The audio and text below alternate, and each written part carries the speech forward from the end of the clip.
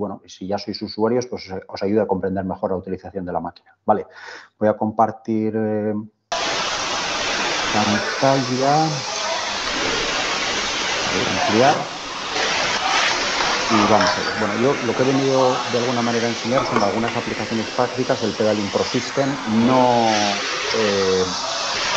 son las únicas que tiene, porque pretendemos de alguna manera ir sectorizando los webinars, ir hablando poco a poco de cada una de las características. Es una presentación relativamente genérica, en la cual vamos a profundizar en los aspectos más importantes del Pedaling Pro, pero hay otras cosas que igual vamos a dedicarles webinars específicos de utilización, con lo cual, pues bueno, así de alguna manera conseguimos que el aprendizaje sea más efectivo. Bueno, por empezar, digo, ¿cómo empiezo yo a hablar de este asunto? Bueno, pues esto, de alguna manera, llegados al año 2020-25, no habría sido posible si desde el año 2000 o 2000 y poco, con dos personas que me imagino que muchos de vosotros conoceréis, como son Xavier Muriel y Josu Larrazábal, ambos dos vinculados al ciclismo de más alto nivel actualmente, pues empezamos a trabajar en cuestiones que tenían que ver con el torque, ¿no? En aquel momento éramos jóvenes e idealistas todavía, quizás, igual en menor medida que ellos, pero fueron un poco los que empezamos a ver torques, empezamos a analizarlos, empezamos a ver qué diferencias existían entre ellos y, bueno, gracias a que teníamos un dispositivo que lo medía y, bueno, pues de alguna manera empezamos en este mundo del bike fitting con una de las primeras publicaciones. Pese a que ponga del 2008, nosotros llevamos prácticamente desde 2000-2002 generando mediciones de torque, que es lo que vais a ver hoy aquí, y llegando a cierto grado de conocimiento respecto a ellas, ¿no? En aquel momento ellos estaban trabajando en la Fundación Euskadi y en la Fundación Oreki con el Bidegi, y bueno, y actualmente pues uno está en Movistar y el otro en Trek, al más alto nivel, y bueno, a mí no deja de ser motivo de satisfacción y orgullo el haber comenzado a trabajar con ellos, y bueno, aunque ahora seamos rivales, pues creo que es justo reconocer aquellos tímidos primeros pasos que tuvimos. Bueno, una de las cuestiones que más avance ha supuesto desde el punto de vista de análisis dentro de nuestro sistema es la medición del torque a través de las dos más o menos conocidas jorobas, que son las que vais a ver en la presentación de hoy, y que no son más que simplemente la unión de la suma o resta, en caso de que serían valores negativos, de las señales de un potenciómetro, que puede ser el de un rodillo, puede ser el de unas bielas, y que para el sistema, tal y como lo tenemos estudiado, necesita que tenga un único sensor, o en el caso que sea dos sensores, que se sumen los dos y que de alguna manera nos dé los valores adicionados de cada uno y del otro. Este procedimiento, lejos de ser un artefacto, está ya descrito desde el año 2011 por Vini, en el cual, pues bueno, de alguna manera hacía mención a cuáles eran los pros y contras, ventajas y desventajas, porque las hay en todos los sentidos, de tener dos señales de dos pedales o tener una única señal que aúne la misma medición como resultante de esos dos elementos de fuerza que son los pedales. Cuando hablamos de un sistema de análisis profundo de pedaleo, hablamos de medición a través del torque. El torque, para los que quizá no lo tengáis claro, es simplemente la expresión de fuerza, en este caso de fuerza de tipo circular, más concretamente lo que se llama el momento de fuerza, pero bueno, para que nos entendamos, se trata simplemente de saber en cada momento de la pedalada y del giro del pedal y del giro de la biela cuánta es la cantidad de fuerza que se está generando. Y más concretamente, en este análisis, cuál es el sistema de propulsión que se está utilizando para ello, porque se pueden utilizar fuerzas que no son propulsivas y que no van a ser de interés para el análisis que vamos a enseñar, pero no se puede negar que están ahí y otros sistemas las miden, y bueno, nosotros también hemos profundizado en esos sistemas de medición con sistemas del pasado. Entonces, por una parte tenemos el sistema de análisis durante el esfuerzo, que es el que voy a centrar más o menos parte de la presentación, y el análisis que se realiza después del esfuerzo con algunas de las características principales o introductorias a lo que es el análisis, ¿no?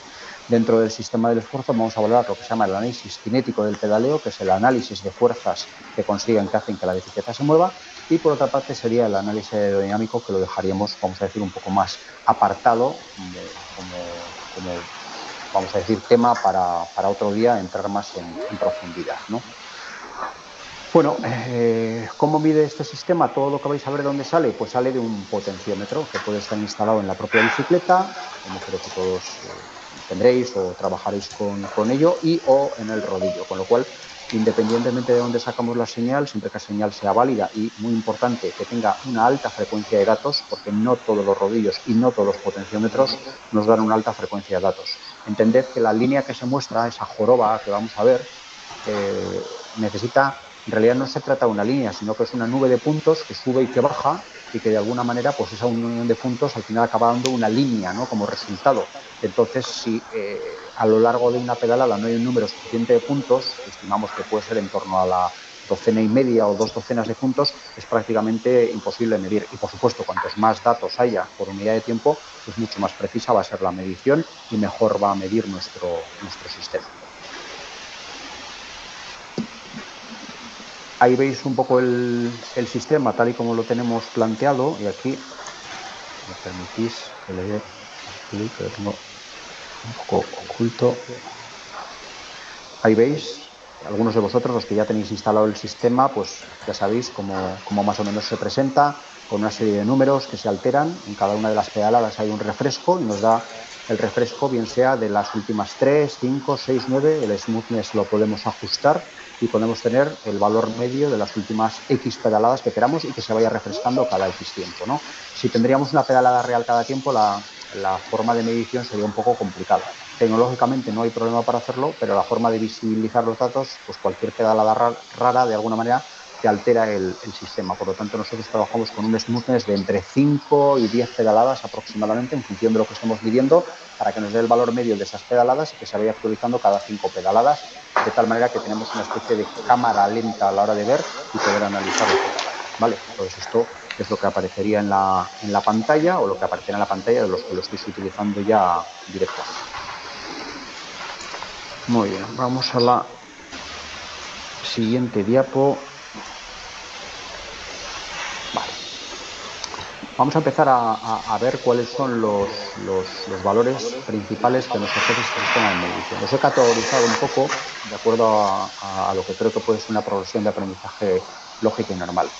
El torque medio es ese valor que aparece en la raya media de color púrpura en medio de la pantalla y que nos dice a qué intensidad, desde el punto de vista de magnitud de fuerza, se está generando esa pedalada, ¿no? Es el valor medio de las dos, en este caso, no hacemos un valor independiente medio de las dos, y sería correspondiente, unido a la cadencia, con la leyenda que tenéis arriba, ¿no? Entonces, para los que quizá no estéis todavía muy familiarizados con las magnitudes de torque, pues en este caso son una pedalada realizada a 4,3 vatios por kilogramo y a 60 revoluciones por minuto. Pero como nosotros vamos más allá porque necesitamos una medida realmente de fuerza y no de potencia ni de velocidad, que serían las correspondientes a vatios por kilogramo y a cadencia, pues trabajamos con dos unidades. La absoluta, que serían 38 newtons metro, que es la medida y la forma de unidad correcta cuando hablamos del momento de fuerza, y luego la relativa al peso del propio ciclista, que en este caso sería 0,59 newtons metro por kilogramo.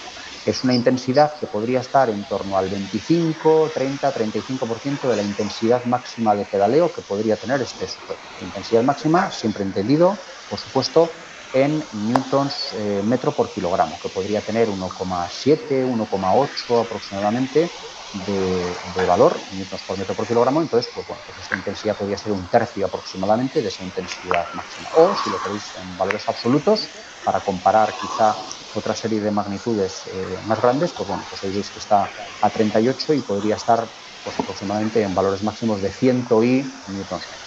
Bueno, una forma de ver cuál es la intensidad. La intensidad del pedaleo es muy importante a la hora de evaluarlo. Esto es uno de los primeros mensajes importantes que quiero transmitir. Una pedalada es muy difícil de poder analizarse si no tenemos en cuenta a qué intensidad se ha realizado. Por tanto, el valor medio nos va a dar una fotografía por el cual una pedalada a determinada intensidad puede estar muy bien, porque puede ser muy buena para esa intensidad, pero si estaría hecha a otra intensidad, ese mismo perfil de pedalada podría ser un auténtico desastre. Entonces, primera cuestión que tenéis que tener en cuenta, necesitamos unidades de medida para que sepamos cuán intensa ha sido la pedalada para poder evaluarla. Si no sabemos a qué intensidad se ha dado esa pedalada, y esa intensidad de alguna manera es suficientemente significativa para ese sujeto, pues es muy difícil que vayamos a poder evaluar con cierta precisión esa pedalada. De hecho, el sistema, tal y como lo estamos preveyendo, va a exigir, por así decirlo, que haya una intensidad mínima de pedaleo para poder llegar a un grado de análisis que sea certero. Y si no, pues no te puede ayudar a medir si la intensidad es demasiado baja, porque se están produciendo errores que no son atribuibles a un pedaleo, sino simplemente a que la intensidad es demasiado baja. No me voy a enrollar mucho con esto y paso al segundo parámetro. Bueno, el segundo parámetro es la relación existente entre el pico, ya sea expresado en newtons metro o newtons metro kilogramo, que es el pico de la montaña, y el valor más bajo del valle correspondiente siguiente, o sea, pico-valle, pico-valle.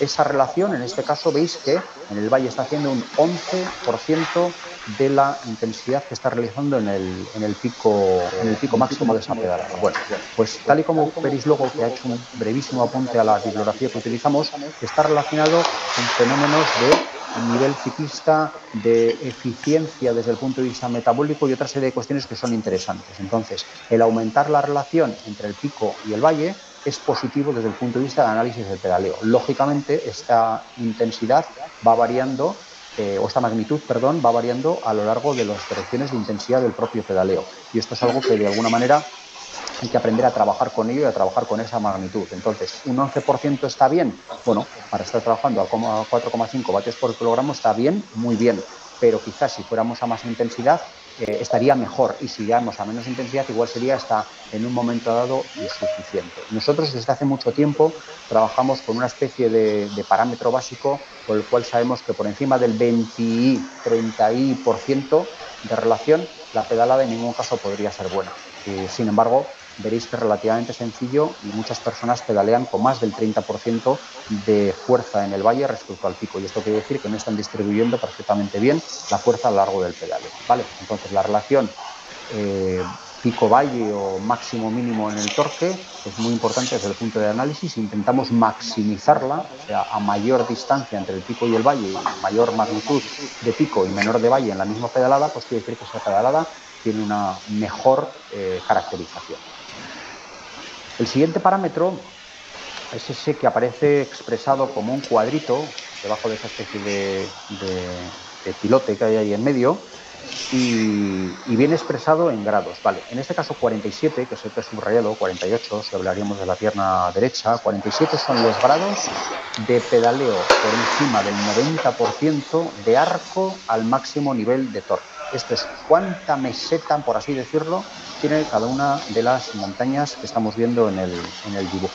Cuanto más largo es este torque, más grados tiene, al 90% del máximo, mejor es el nivel del sujeto y mejor es el grado de pedaleo que tiene. Entonces, en contra de lo que alguno podría intuir, sin reflexionar demasiado, sería, bueno, lo que nos interesa que son picos altos, sí, nos interesan los picos altos, sobre todo relacionados con valles bajos, pero también nos interesan que los picos sean anchos, o sea, que no nos hace falta que tengan unas agujas muy afiladas en la punta, sino que nos hace falta que esas puntas sean alargadas. Esto hace mención a que el ciclista está haciendo un máximo aprovechamiento del mejor momento de pedaleo para poder crear la mayor cantidad de potencia posible y de fuerza en ese momento.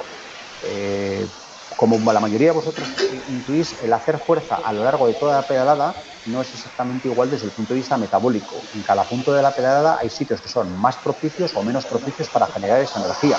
De hecho, todas las modificaciones que hemos conocido con bielas extensibles, inextensibles, platos ovalados, siempre le han dado vuelta a este mismo concepto, el intentar aprovechar cuando la pierna está en un buen sitio para generar potencia y, entre comillas, descansar, relajar o aflojar cuando la pierna puede hacer menos fuerza, ¿no? Hoy no vamos a entrar en valoraciones de ese tipo, porque estos son sistemas todos normales, los que os estoy enseñando, de platos circulares y respecto a bielas, vamos a decir, más o menos corrientes, pero sí que es importante hacer mención a que una de las cuestiones que distingue un buen pedaleo de un pedaleo que no es tan bueno, sobre todo, tiene que caracterizarse porque aprovecha esos grados que van aproximadamente en torno a los 90, que podrían ir desde los 65-70 grados hasta los 120-130 grados. Ahí es donde realmente hay que apretar el pedal y ahí es donde hay que sacar la mayor cantidad de torque posible.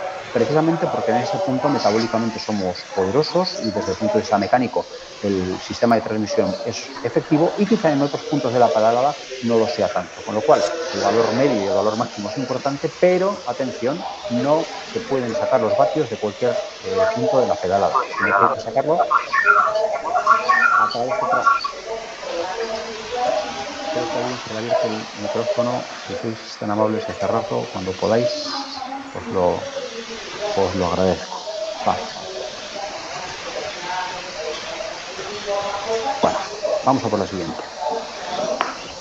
El siguiente es un valor que relaciona el torque que hay a 45, o sea, a mitad del Q1, respecto al torque que hay a 135, a medio camino del Q2, llamémosle, ¿no? Es comparar la fase extensiva de la pierna en el Q1 con el Q2. Entonces, esto está muy relacionado con dos cuestiones. Uno, la utilización en mayor o menor medida de la cadencia, que la veremos en la segunda parte del análisis dentro de lo que es el pedaleo, por una parte, y por otra parte, el sistema de transmisión de fuerza.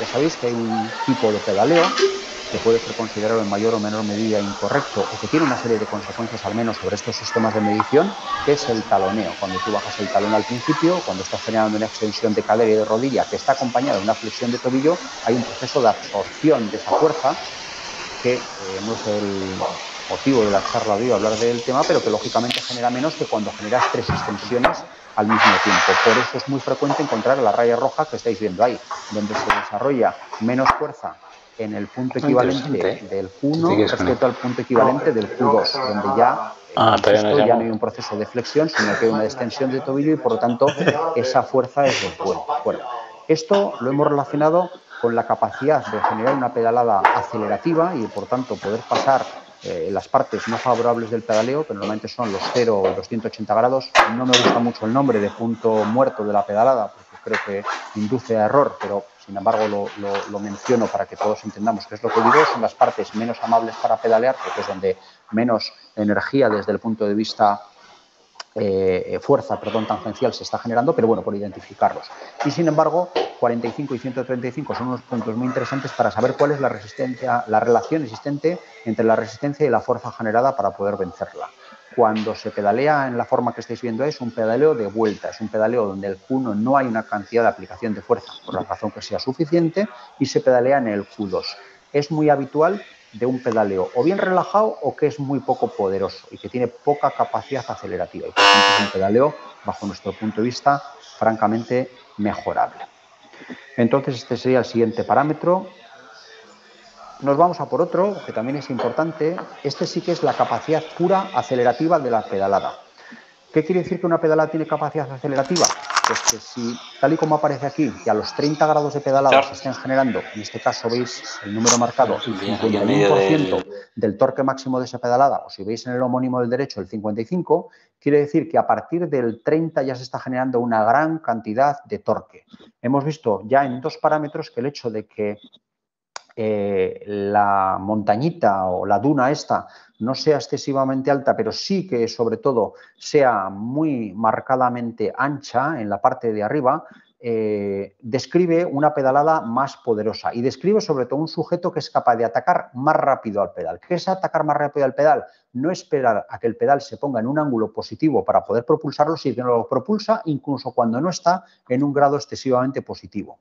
Esta pedalada va a ser una pedalada con gran carácter acelerativo. Las personas que tienen un buen parámetro en Q1 a 30 grados generalmente son personas que son capaces de generar mucha fuerza y, por tanto, mucha capacidad acelerativa y mucha variación en la velocidad del pedaleo. ¿Vale? Esto es una característica que nos parece interesante.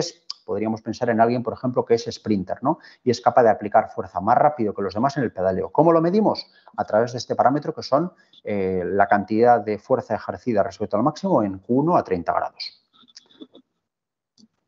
Este otro parámetro lo dejo para el final porque es muy sencillo, sencillo por intuitivo, porque imagino que muchos de vosotros estaréis acostumbrados a trabajar con él, y es simplemente la cantidad de torque generada por la derecha y por la izquierda, ¿no? En este caso, lo que se hace es un sumatorio de las fuerzas. Me explico. Cuando la pierna derecha está bajando, la izquierda está subiendo. Y cuando la izquierda está bajando, la derecha está subiendo. Por lo tanto, nunca debemos interpretar que el balance de las piernas es totalmente independiente. No. La pierna que baja depende de la que sube y la pierna que baja, en el sentido contrario, depende de su opuesta que está subiendo en el momento. Es un juego de palancas y hay que entenderlo como tal. No se puede independizar, salvo que se tengan dos sensores totalmente independientes, la fuerza de la derecha y la izquierda, y en realidad a mí, a una pierna, no me parece tan interesante cuánto propulsa y cuánto frena ella, si lo que me parece interesante es cuánto frena o cuánto propulsa respecto a la otra, porque es con la que va a mantener, de alguna manera, la sinergia en el movimiento. ¿De acuerdo? Entonces, los números estos indican que este ciclista, si asumimos que la duna derecha es la pierna derecha, pedalea con un 2% más de fuerza en la derecha que en la izquierda como sistema de conjunto. Pero no quiere decir directamente que la pierna derecha tenga un 2%, sino que el conjunto pierna derecha, pierna izquierda, en ese punto tiene un 2% más de fuerza de lo que tiene el de la izquierda. Establecemos que un 1 o un 2%, siempre que no sea estructurado o sistemático, podría ser asumible, y a partir de un 3% pues establecemos que es un balance de pedaleo que tiene que ser mejorado, porque en un sistema de intensidad submaximal como el que hace propulsar una bicicleta en la mayoría de los casos, necesita un importante grado de simetría, porque el factor de compensación que puede tener el cuerpo es relativamente bajo por estar formando parte de una cadena cinemática cerrada. ¿De acuerdo? Bueno, aquí os dejo muy brevemente, bueno, y todas estas cosas que nos han contado, ¿dónde pone que esto es así? Las bases bibliográficas de nuestro sistema creo que son lo suficientemente sólidas, las ponemos ahí. No es el objeto de hoy entrar a discutir si son bases bibliográficas sólidas o menos sólidas, yo las dejo ahí. El que quiera saber por qué este aparato mide como mide y dónde se basa, tenéis ahí simplemente los autores, los años y cuál es cada uno de los parámetros a los cuales hace referencia, ¿no? A nosotros ese trabajo que se resume en una tabla nos ha costado muchísimo tiempo y, bueno, y esperemos que aquellos que queréis profundizar más, pues podéis hacerlo sabiendo de dónde viene esta información. Vamos a abandonar el modelo de visibilidad en directo de lo que es la pedalada y el sistema del Pedaling Pro System, igual el que es más visible, y nos vamos a ir a hacer el análisis de lo que sería una sesión de entrenamiento, como la que veis delante, a posteriori, ¿de acuerdo? Estos parámetros, todos los que voy a presentar a partir de ahora, son sistemas básicos que utilizamos para la medición de determinadas facetas dentro de lo que es el entrenamiento y para que nos ayuden a explicar un poco mejor lo que es entrenamiento desde el punto de vista de la biomecánica, lo que se establece normalmente como el seguimiento que se hace de la pedalada y que es parte del trabajo que me toca hacer a mí dentro de la estructura en la que trabajo, que en este caso es el equipo Visma. Bueno, os he separado para que veáis tres gráficos muy distintos, lo que es el uso de la cadencia en recuperación, el uso de la cadencia en una sesión de baja cadencia y en competición. Bueno, aquí veis que las cadencias, en principio, respecto a la intensidad, no tenían por qué ser diferentes, sin embargo, las tres cosas que van a suceder aquí sí que son muy diferentes. Entonces, ¿qué es lo que sucede? Hemos separado cuánta cantidad de energía tiene un origen muscular, estrictamente muscular, o sea, la fuerza que estás haciendo realmente, y cuánto tiene un carácter inercial. Esto es algo que no todo el mundo contempla. Hay una cantidad de fuerza de la pedalada que está generada por la fuerza inercial de la propia pedalada. El pedal con el conjunto del pie, con una parte del peso de la pierna más el sistema de masa de la propia biela, genera potencia por el hecho de que tiene una velocidad, ¿no? Se corresponde de alguna manera con las bases físicas más evidentes de Newton. Entonces, el hecho de llevar una cadencia más elevada hace que ese sistema tenga más inercia y el hecho de llevar una cadencia más baja hace que ese nivel de inercia sea menor. Entonces, en una sesión de recuperación lo que nos encontramos son aportaciones inerciales desde un 42% respecto a un 58%. La recomendación de utilización de cadencia para la recuperación podría tener sentido porque la intensidad muscular es relativamente baja, es solo un 60%, y el resto de la energía está siendo generada por el 42%, con lo cual hay movimiento sin generar fatiga.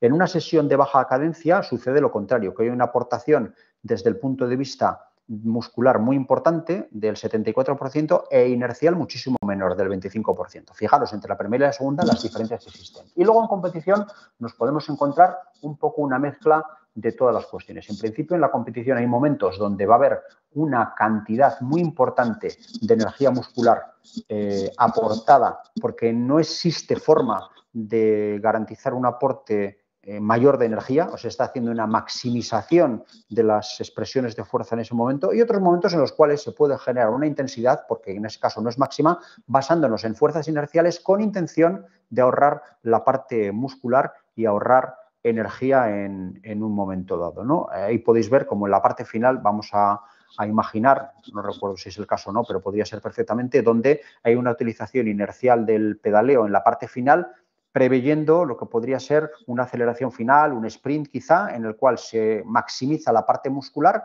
y se minimiza la inicial. Bueno, pues para llegar a ese punto lo suficientemente bien o menos cansado quizá de lo que se podría llegar, lo que se hace es una utilización relativamente alta de esa cantidad inercial, que es un 36%. No es ni una media de recuperación como el anterior, ni es una sesión de baja cadencia como el 26. Os he puesto un megamix. O sea, en competición pasa un poco de todo.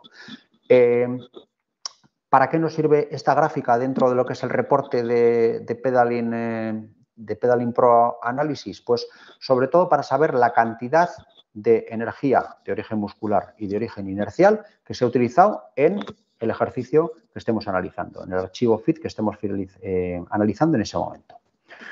Entonces, en competición tenemos una estrategia que es autoelegida de ahorro de energía, es lo lógico, ahorras energía para poder administrarla durante más tiempo y poder generar más energía, sobre todo al final de esa competición. En el entrenamiento la cadencia está condicionada a los objetivos de fuerza planteada, la cadencia se debería de utilizar y manejar para saber si quieres hacer más fuerza de origen muscular o menos fuerza de origen muscular, y en la recuperación la cadencia alta es bienvenida porque en ese momento lo que necesitas es minimizar la cantidad de fuerza muscular y aumentar la recuperación.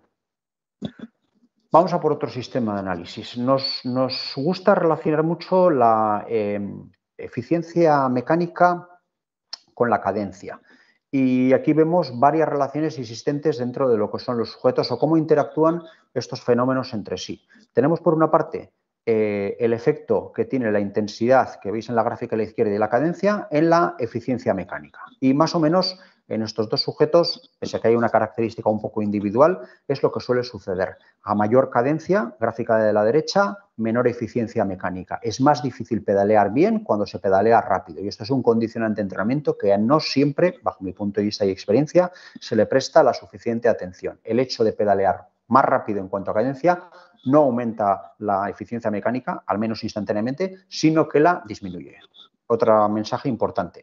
¿Qué es lo que conseguimos con este sistema de análisis? Pues ver si la eficiencia mecánica respecto a la cadencia que ha utilizado el sujeto, a la persona a la que entrenamos, a la persona a la que estamos evaluando desde el punto de vista biomecánico, es correcta o es incorrecta. En la gráfica de la derecha veis que no es correcta desde el principio porque son cadencias demasiado altas para las intensidades que está manejando y que encima cuanto más rápido lo hace, peor les salen, con lo cual tendríamos que darle una instrucción de reducción de cadencia para mejora de esa eficiencia mecánica.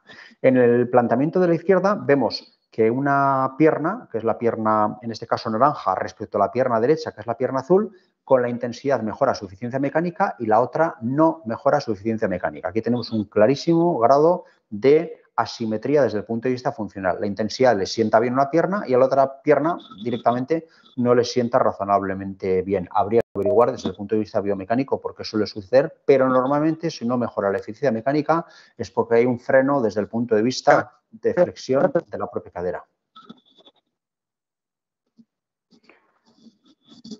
Alguno, viendo las gráficas anteriores, podría pensar, bueno, pero igual nos ha puesto unos valores de una persona, bueno, pues que es muy, muy mala. ¿Es posible llegarmente a alcanzar esta especie de forma perfecta de pedalear o en este caso este fenómeno particular de pedalear? Sí, sí que es posible. Ahí veis un sujeto que se mantiene en zona verde de eficiencia mecánica independientemente de la intensidad y evidentemente va aumentando la intensidad a la medida que va aumentando la exigencia y por lo tanto pedalea todas las intensidades bien. Y luego hay un sujeto que hace lo contrario a lo que dice la norma y es que es capaz de pedalear incluso mejor con mayor cadencia que con menor, cosa que es muy extraño. Pero claro, es la forma de pedalear perfecta. Yo soy capaz de hacer rápido aquello que hago bien, que hago lento. Lo normal es que cuando nos mandan a hacer algo rápido, independientemente de la tarea que sea, la hagamos peor que cuando la hacemos despacio. Pero hay sujetos que tienen un don, vamos a decir tal, y una forma de ejecutar el gesto de manera tan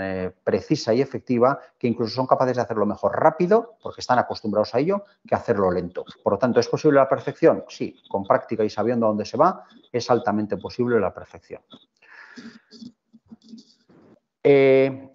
Una de las cuestiones que no hemos descrito respecto al pedaleo inercial, respecto al muscular, es la influencia que podría tener el terreno. Entonces, una de las gráficas que nos ofrece el reporte nos habla precisamente de cómo se gestiona esa potencia respecto a la intensidad, porque lógicamente en el ciclismo normalmente, salvo que se vaya a hacer una cosa extraña, en los ascensos la potencia suele ser lo suficientemente alta y en los descensos y en el llano suele ser baja o más moderada, y esto hace que veáis que hay un intercambio entre las aportaciones desde el punto de vista muscular y desde el punto de vista inercial en función del perfil del terreno. Bueno, pues para saber qué es lo que ha pasado en subida, qué es lo que ha pasado en bajada o qué es lo que ha pasado comparando diferentes subidas a lo largo del perfil que hemos generado, ahí ves la relación existente entre esa altitud y la aportación muscular y la aportación inercial de fuerza al pedaleo.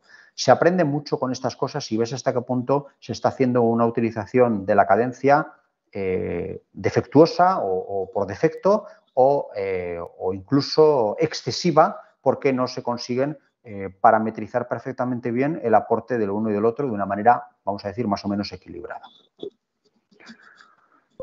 Relacionado con esto, un entrenamiento de zona 2, que es un entrenamiento con baja adaptación muscular y lo que se busca de alguna manera es algo no basado precisamente en la intensidad, esa cantidad de trabajo grande que algunos autores cifran en torno al 80% de todo el volumen de entrenamiento, está caracterizado en la parte izquierda de la gráfica, ¿no? Donde veis que el sujeto está pedaleando entre el 80 y 90% de cadencia a una intensidad de entre 2 y 4 vatios. El sistema lo que nos dice es qué optimización ha habido tanto de la cadencia como de la fuerza relacionando una con la otra. Nos habla de baja adaptación por debajo de los 2 vatios por kilogramo, porque es una intensidad que es relativamente baja para la mayoría de los sujetos, una intensidad o una zona de adaptación de 2 a 4 que podría ser óptima para este objetivo, que es el zona 2, zona 4, y muy poca presencia de entrenamiento de baja cadencia y alta intensidad. Bueno, pues de alguna manera sabemos que este sujeto ha estado utilizando la cadencia por demás porque la tarea así se lo exigía. Vale. Si nos vamos a otro tipo de entrenamiento, que podría ser un entrenamiento entre zona 4 o zona 6 con alta adaptación muscular, entrenamientos de fuerza sobre la propia bicicleta, ahí veis que cambia totalmente el perfil. Ahí empiezan a aparecer marchas naranjas. Las marchas naranjas son zonas de alta intensidad de pedaleo que, aparte de haber sido hechas a intensidades medias y altas, han exigido un ratio de pedaleo que estaba por debajo del que el ciclista habría elegido por sí misma. La raya verde que intuís ahí en medio normalmente son los parámetros normales, los self-selected cadence de los ciclistas para generar determinado tipo de potencia o una estimación de lo que sería la cantidad correcta de cadencia que necesitaría cada potencia, ¿vale? No tiene por qué ser una relación perfecta para todo el mundo, simplemente nos sirve para que caractericemos a los sujetos y sepamos si están utilizando más cadencia o menos cadencia que la necesaria en función de la fuerza que están haciendo, ¿vale? Entonces, esa zona que hemos descrito como verde es una zona relativamente teóricamente óptima, la zona naranja están tirando de fuerza y la zona roja están tirando de cadencia. ¿Esto es bueno o esto es malo? No es ni bueno ni malo, es saber exactamente a dónde estás haciendo las direcciones de adaptación específica de las fibras musculares que estás entrenando. Porque si esto no lo controlamos, en realidad la intensidad basada simplemente en la potencia no nos está dando toda la información necesaria. De hecho, si se hacen análisis fisiológicos a las mismas intensidades trabajadas a diferentes cadencias, los resultados fisiológicos y, por lo tanto, las adaptaciones van a ser distintas. Con lo cual, hay que saber exactamente a dónde estamos mandando el entrenamiento sin necesidad de estar, vamos a decir, monitorizando constantemente a través de determinados aparatos fisiológicos al ciclista mientras está entrenando. No hace falta estar pinchándole para saber su lactato, no hace falta saber su consumo de oxígeno, porque simplemente la relación entre la fuerza y la cadencia nos habla de para dónde van a ir dirigidas las adaptaciones desde el punto de vista muscular. Vale. Esto es prácticamente lo mismo, pero en un reparto de tiempos, por así decirlo, donde ha estado ahorrando energía. No confundir recuperación, que es la parte azul, tal y como aparecía en la leyenda de la anterior gráfica, con lo que puede ser ahorro de energía. Ahorro de energía también se puede hacer a muy alta intensidad, siempre que de alguna manera estás utilizando más cantidad de energía inercial que la que deberías estar utilizando. Lo verde, vamos a decir que es lo esperable y que hay una relación entre la velocidad y, por lo tanto, la fuerza, y es un parámetro normalizado que somos capaces de entender como un equilibrio entre lo uno y lo otro. Y luego está la parte de fuerza, que está significado en lo naranja, donde se ha utilizado más cantidad de fuerza a una cadencia relativamente baja. Ya veis que hay dos sesiones con dos orientaciones totalmente distintas. Una que es intensidad y o recuperación, pues en la sesión de la izquierda, y a la derecha una donde la intensidad ha estado muy basada en el principio de aparición de la fuerza, hasta un 27%, o sea, un cuarto del tiempo total de la sesión se ha dedicado a alta adaptación de fuerza. Es una sesión muy dura. Bueno, algunos otros parámetros que nos dan información de cómo va evolucionando a lo largo de la pedalada, perdón, a lo largo del entrenamiento la pedalada, porque la pedalada, como me imagino que muchos imaginaréis, no se mantiene estable a lo largo de 4 o de 5 horas. Ahí veis que en 3 horas hay un fenómeno que es bastante común, en el cual la eficiencia metabólica, GE, Gross Efficiency en inglés, y la eficiencia metabólica no tiene por qué ser una regla de 3, pero llevan sentidos contrarios. En contra de lo que podría parecer que cuando mejora la eficiencia mecánica mejora la eficiencia metabólica y viceversa, tienen comportamientos que no son lineales ni predecibles de una respecto a la otra. De hecho, en algunos casos son incluso antagónicos. Entonces, podemos ver cómo a lo largo de la sesión hace que la fatiga, el perfil y, de alguna manera, la acumulación de trabajo realizado hace que esos parámetros se muevan a lo largo del tiempo. Entonces, tenemos un valor medio, que nos daría un valor final, y tenemos una evolución si ha terminado eficientemente o no eficientemente, tanto desde el punto de vista metabólico como desde el punto de vista muscular. Todo eso lo estamos viendo en la gráfica de la izquierda. Y en la derecha lo que estamos viendo, de alguna manera, es uno de los parámetros que habíamos dejado atrás en el análisis del pedaleo. ¿Cuánto es la cantidad de grados de pedaleo efectivo que ha realizado el sujeto y a qué cadencia lo ha hecho? Bueno, pues aquí veis que este sujeto, entre 80 y 90 de cadencia, es capaz de generar arcos muy largos de trabajo, que están siempre por encima de los 45 y 50, que es un parámetro que entendemos que ya es muy bueno. No da ninguna pedalada mala. Este caso no es el caso de un sujeto que pedalea precisamente mal, pedalea precisamente bien. Aquí lo que vais a encontrar que en muchos casos los arcos de 90% de torque máximo, en vez de estar entre 35, 40, 45, que dirías, bueno, no son perfectos, pero por lo menos son útiles, os vais a encontrar muchísimos arcos por debajo de 35. Esto es un problema, porque cuando se hace una sobreutilización del sistema inercial de pedaleo, lo que sucede es que los arcos son cortos y las adaptaciones que se generan desde el punto de vista de entrenamiento son muchísimo menos poderosas. Entonces, si tú haces un pedaleo que esté muy basado en lo inercial, ahorras mucha energía, pero estimulas poco la mejora. Entonces, por eso tiene que haber días de recuperación y tiene que haber días donde haya esfuerzo. ¿Qué es hacer esfuerzo realmente? Pues conseguir arcos de 90% de torque lo suficientemente largos para que sean adaptativos y para que generen una mejora efectiva de la pedalada. Con lo cual, si yo veo esta gráfica y veo que este sujeto ha hecho esfuerzos de 4, de 5, de 6 y de 7 vatios por kilogramo, que los veis ahí caracterizados entre 80 y 90% de cadencia por encima del arco mejor que yo podía prever, o entendamos la zona blanca como una zona magnífica y maravillosa, este entrenamiento ha generado unas muy importantes adaptaciones y es un trabajo muy bien realizado. Si solo tendría la información de qué series ha hecho a 4, a 5, a 6 y a 7 vatios por kilogramo y solo tendría esa información, la valoración de ese entrenamiento en el aspecto submáximo queda muy en el aire, porque yo no sé realmente cuánto esfuerzo le ha supuesto el tener que hacer eso desde el punto de vista muscular. Hombre, puedo entender que con el criterio del esfuerzo percibido a través de las escalas tipo Borg y a través de la frecuencia cardíaca, pues más o menos veo si le ha dolido más, si le ha dolido menos, si le ha costado más, si le ha costado menos. Pero si quiero tener un balance objetivo de lo que le ha costado, me voy a los arcos de 90 y ahí veo si realmente eso le ha costado o no le ha costado, si lo ha trabajado o no lo ha trabajado correctamente. Porque sacar vatios no es la única de las misiones que tiene que hacer una persona pedaleando, sino que tiene que sacar vatios de alguna manera en concreta. Esa es faceta de alguna manera del entrenador desde el punto de vista de optimizarlo y desde el biomecánico desde el punto de vista de corregirlo y aumentarlo. Aquí tenéis ejemplos de entrenamiento de fuerza, son entrenamientos de fuerza un poco, vamos a decir, de muy alta intensidad y de muy corta duración, en la línea de lo que están planteando el grupo de investigación de la Universidad Europea de Madrid y de la Universidad de Murcia, dirigidos por los doctores Pallarés y Barranco, que han presentado y en los cuales he tenido el gusto de colaborar con ellos, trabajos que desde el punto de vista de fuerza parecen ser más efectivos que los trabajos de alguna manera que se vienen realizando desde el punto de vista de fuerza o lo que eufemísticamente se llama entrenamientos de torque. Bueno, pues nuestro sistema también sirve para medir cuántos de estos esfuerzos han sido, a qué intensidad se ha desarrollado cada uno de estos esfuerzos y a qué cadencia se ha hecho. Fijaros que estamos hablando de esfuerzos al 80% del máximo de la pedalada a 24 revoluciones por minuto. Entonces, podéis observar cómo son entrenamientos muy diferentes a los que normalmente se plantean desde el punto de vista de la escuela clásica, ¿no? Pero tienen un sustento científico actualmente muy importante y seguro que en el futuro se van a utilizar muchísimo porque en realidad no están basados en una idea, sino que tienen un fuerte fundamento científico desde el punto de vista de las publicaciones realizadas. Vale.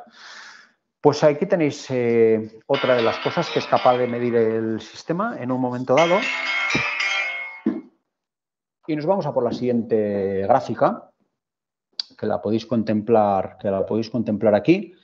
Es una gráfica que marca durante un esfuerzo que podría ser tranquilamente una competición, todo lo que se puede dar, ¿no? Valores de intensidad baja cuasi inexistentes, por eso una competición es como es, valores de ahorro energético en los puntos rojos, valores muy centrados en torno a lo verde, porque lo verde siempre va a estar muy subrayado en una competición, que es el equilibrio entre la cadencia deseada y la potencia generada, y luego algunos momentos de intensidad, altísima intensidad de entrenamiento, en este caso de competición, probablemente por parte del sujeto, realizando grandes esfuerzos a cadencias no especialmente altas, ¿vale? Una caracterización utilizando la herramienta anterior que nos servía para poder evaluar una competición y el grado de dureza que ha podido tener esa competición para un ciclista.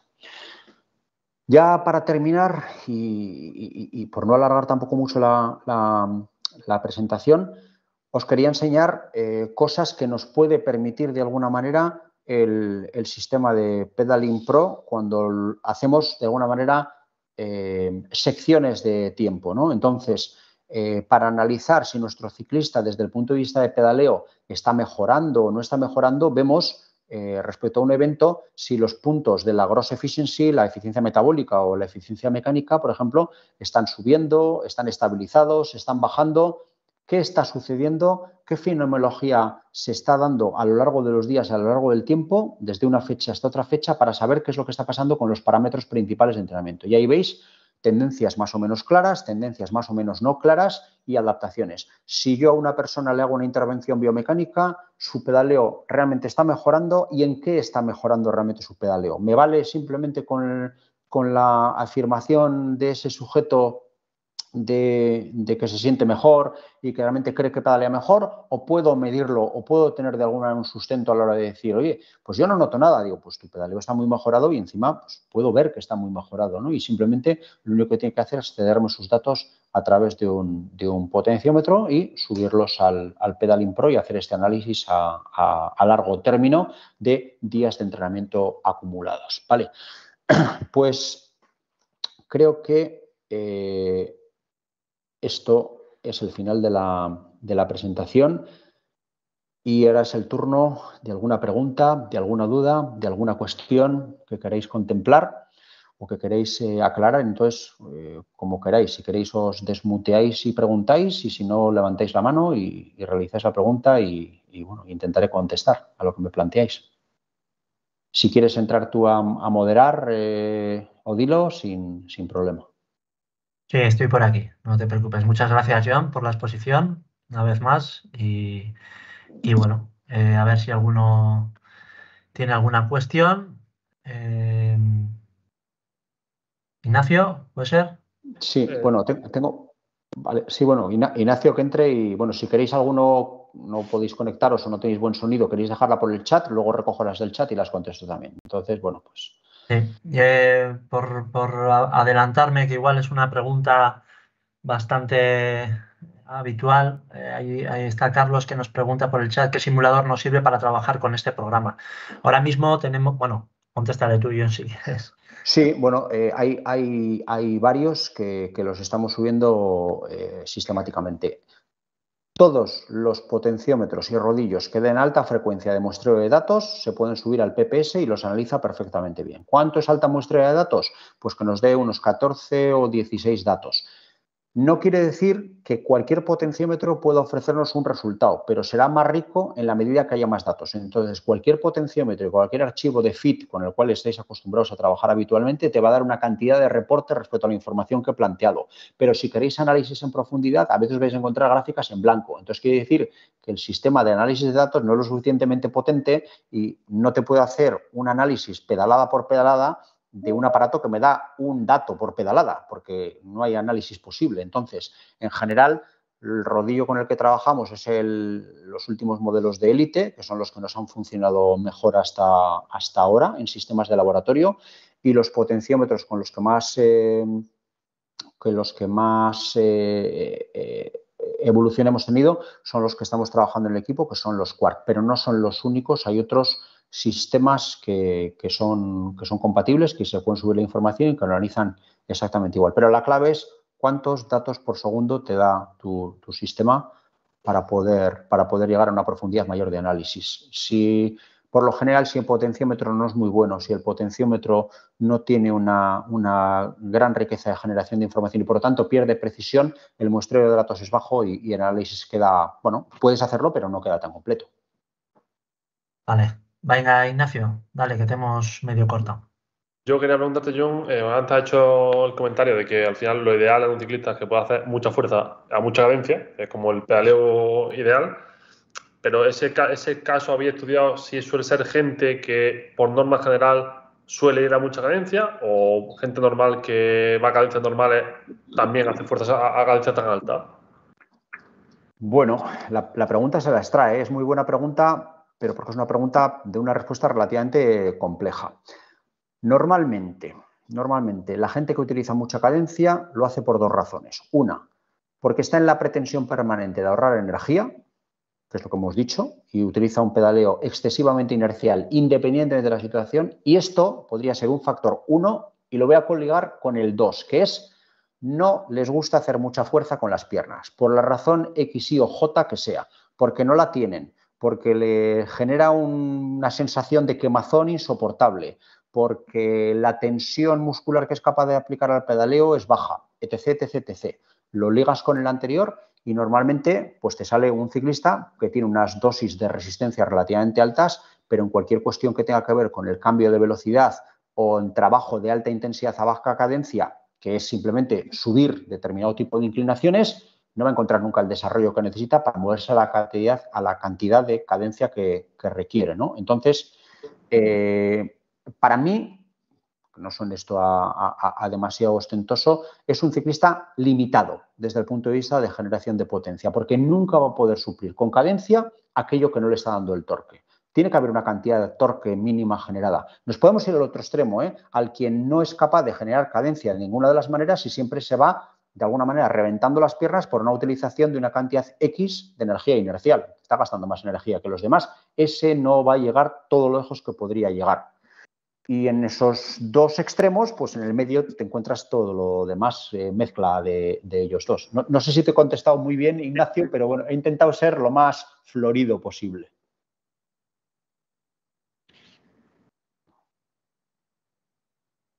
Vale, no sé si hay algo más, si no cortamos. Sabéis que bueno, lo estamos grabando. La semana que viene también hay otro webinar en inglés en la misma línea.